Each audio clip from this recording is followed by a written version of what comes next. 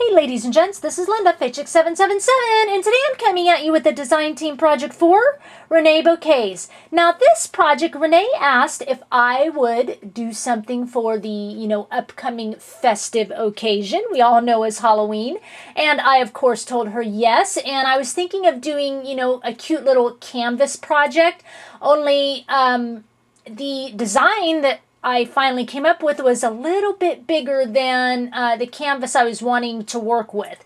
So I am going to move my sign out of the way and show you what I came up with. Okay, and I'll probably have to do a little bit of adjusting. Yep, that's what I thought. Let's kind of bring it into view and adjust just a little bit. So here is, actually, I'm going to go down a little bit more. One moment, please. There, so I'm going to do this and go a little bit back so it's a little bit more in front of it. Okay, so this is the project I came up with. Now, as you'll note, it's not like a real, scary Halloween. What actually happened is while I was pulling out some papers to work with, I have like a drawer full of papers that, maybe I didn't use. Obviously, we all have that. But like die cuts, things like that, or little tags I'd previously cut out and never used on a project. I save them in case I want to, use them later, obviously. Don't want to waste. And I pulled out some paper. They were a couple of die cut tags or whatever from Pink Paisley, I believe it is, one of the Pink Paisley lines. The paper stack backtracking moment that I pulled out for the main part of the box was Die Cuts with a View, the Black Currant stack, a real old stack, and then one of my favorites by Recollections, Union Square stack. And then some other papers I pulled out was from the Pink Paisley London Market collection, and one sheet or two of, romance novel, Marion Smith's romance novel. Anyway, so I pulled out this, a die cut, and on it said possible case. And that sprang my idea into action. That just kind of all of a sudden reminded me of like an old maybe 1940s black and white movie, maybe a murder mystery, suspense, maybe you could watch it on the Turner Classic Movie Channel today. And that is what kind of turned into this. Here in the back, I wanted to point out this metal piece here is from an actual old movie reel. I did a swap with Brittany. Hey, Britt! And she sent me an actual old small movie reel, and I took it apart, which I hated to do, but it's going to go a little bit further, and used one half of the outside of the movie wheel right there. So that just kind of then, of course, blew it all up even to more of like, Turner Classic Movies murder mystery. And so this is what I came up with. So I'm going to adjust my camera up a little bit more so I can bring this in a little closer and show you some more details. Just down. Okay. So first, I'll show you the inside of the box, no worries. So you can see the outside of the box.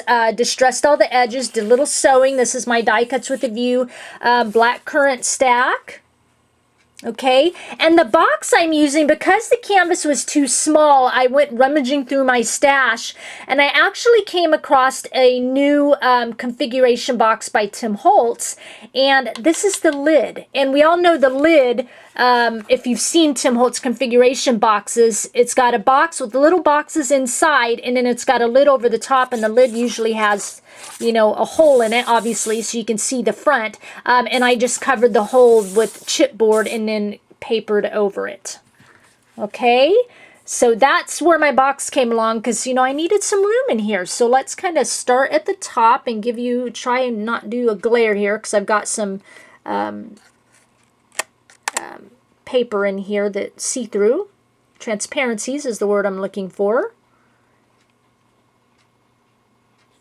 Just go down and show you, and then I will come back up to how the story goes. Okay. Trying to do it without the glare.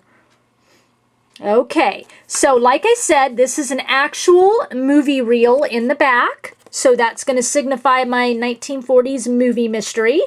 This is a claim check. It is by, I just had it to Seven Gypsies. I thought that was cute because this paper, which spurred the idea, possible case, here is a claim check. Maybe that's a piece of the mystery of, you know, where he hid or she hid the murder weapon. Right? I know. I wanted you to really be able to see possible case. So on top of it, I've got a little epoxy sticker. That's why it kind of, let me bring it there. Now you can kind of see it. It's from one of the Tim Holtz embellishments. It comes with those epoxy stickers. So I put that over the top.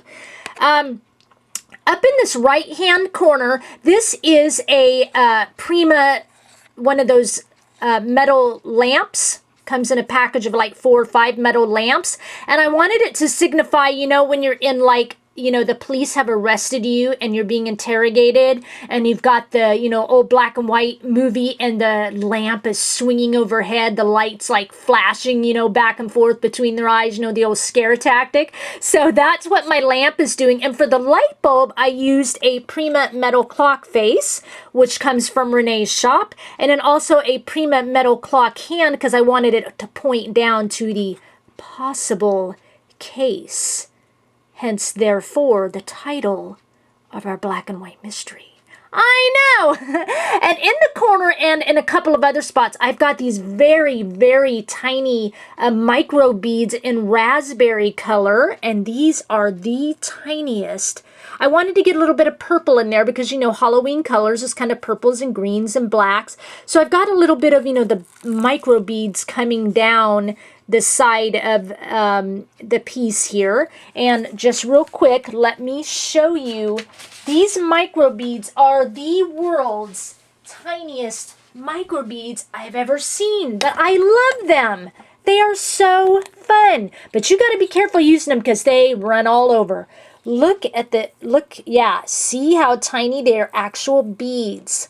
And like I said, this is in the color raspberry, and she's got a few other colors in here. And I just used the Prima 3D matte gel to, you know, anchor those down with. Worked perfectly wonderful. Okay, and you get a nice sized jar of them. They go a long way, and yes, I mean, I just can't believe how teeny those are. So anyway, that just kind of came down to give me a little bit of purple. Or raspberry, shall I say. And then I've layered a bunch of papers in here. I've got the romance novel in here. I've got this. I got the pink paisley, the London Market in here. And since it was kind of a murder mystery, you know, I found some Halloween vellum or transparency pieces already pre-printed. And I thought this was just fun. You know, it kind of had the black tree and the black crow in the background. Behind all those layers, let's go over to this side. I've got a Prima Vintage Mechanicals clock face here, skeleton clock by Finnabar. That is from Renee's shop. I've got another Prima metal clock face over here because I was putting the clocks in to kind of signify time, you know, like the murderer, you know, time is running out, you know. And then on top of that, I got a spare parts black clock face there. Let's see, over the top here, this is a pre-printed calendar piece, and you know what? I cannot remember who came out with that. Anyway, it's just from my stash. Had one left from an old project I did before. Obviously, says October. This cute butterfly is from Renee's shop. I've got one here. And then I've got one down here. So stinking cute. And these are called Little Vintage Witch. Totally adorable. Now, these ones come with, normally, purple antenna to match kind of the purple in the little witch's hat. And then she's got some other ones, I believe, that are orange antenna. But I took the purple off and ended up putting black in because the purple didn't quite match my little micro bead, raspberry bead. So I changed it to some black antenna I had in my stash from some of Renee's other butterflies. But anyway, stinking cute, these little vintage witch butterflies. So anyway, so that just kind of, you know, adds a little something to the project. So coming back up over here to my murder mystery, this is an old phone. It's resin, a resin piece by Prima, kind of reminding me of those old phones way back when in those days. Over the top of it, I put a Tim Holtz metal number placket. It says number 31, obviously to signify, you know, October 31st. It's got another, just for some decoration, another Prima metal clock hand from Renee's shop. And then over the top, it's just got a tiny little Prima gear here. Okay, and then this noted is from Heidi Swap. She's got some new woodwords out, and I just painted it black because, you know, noted, we've got a case going on here. We've got a murder mystery, and, you know, the cops are writing down their little notes when they're asking, doing their interrogating, stuff like that. Anyway, and so coming down below to this little section here, this may hold the key to solving the mystery. I don't know.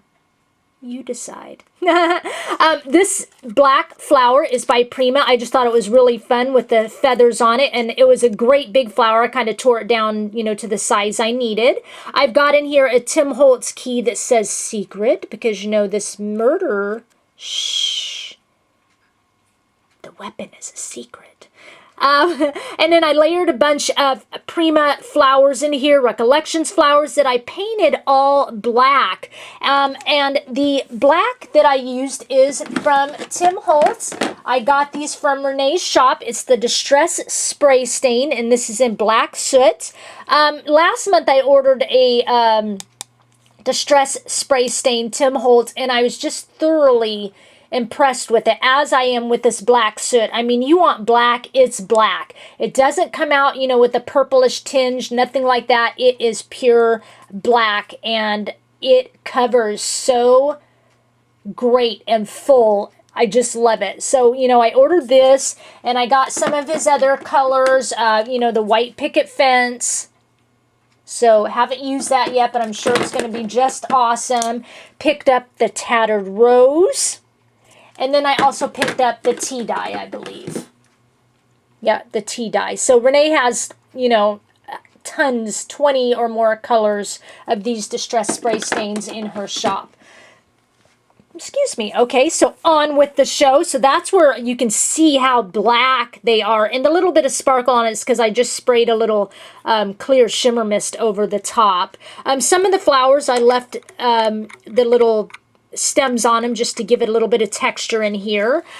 This is a spare parts little camera. It looks like one of those old vintage cameras because, you know, there's a murder mystery happen, as we all know, and the reporters are always on the scene. So I pictured, you know, those old school cameras and the big, you know, flash, you know, front page news, you know, and the newsboy calling out on the street. So that's where that came about.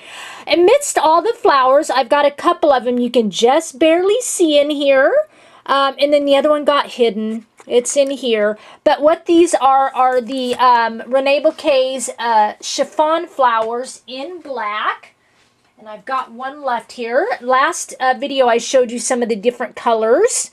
Beautiful flowers. Love the texture of these. And she recently, I believe, just came out with, they're all in a set of 3, but now she's got some mixed color sets. So, you know, if you want to get your hands on these and try them, they all come with the beautiful pearls and bling in the center. And they are just really easy and fabulous to work with. So I love these flowers. So anyway, those are in there as well. I've got some bead landing gears here and back in here. Here's some more of the microbeads kind of put in the corner. And then this is a Tim Holtz, one of his, you know, ornate frames. You can get a set of those. Those are found in Renee's shop. And then this is another Tim Holtz metal word stick, I guess we can call them, says discoveries, you know, because we're trying to discover, you know, all the clues to lead to the weapon. And we don't really know what the weapon is. You know, I quite haven't found the answer yet, the right clue. So we're wondering what it is. So in the back there, you can just barely see it. This is one of those wood blocks. I believe Spare Parts and Tim Holtz has these little wood blocks, the alphabets, the wood block typeset. So I've got the little question mark in there. You know, and, you know, as we're trying to find the clues, you know, we're getting a little closer to solving the mystery. And so I've got a little Prima metal water faucet here with a little word drip that says luck. And that luck is dripping onto this bottle filled with microbeads. And basically what I wanted that to signify was the murderer's luck is just about to run out. Right? I know. I thought that was a cute play on words. And anyway, to tie it all off, I had this little metal fence. I took it apart and I used the front of it here because I just thought I added a fun little whimsy. The black fence with this is a memento black bird on it, but it just kind of reminded me again of the old crows. So, you know, it's the black fence with the black crow sitting on the fence, keeping a watch out. And here, like I said before, is the other black crow up above in the treetops. So, we'll find out someday what actually happened in this murder mystery. I would say stay tuned, but there's probably not a part 2. I'm going to leave that murder mystery up for grabs. But perhaps, maybe, the murder mystery was a shovel. Thanks for sharing your time with me. I'll have everything down below to all the links of Reneabouquets. I'll have the links down, of course, to my blog and Pinterest account. I thank you for sharing your time with me. I hope you enjoyed this fun little murder mystery adventure. And I'll talk with you again soon. Bye.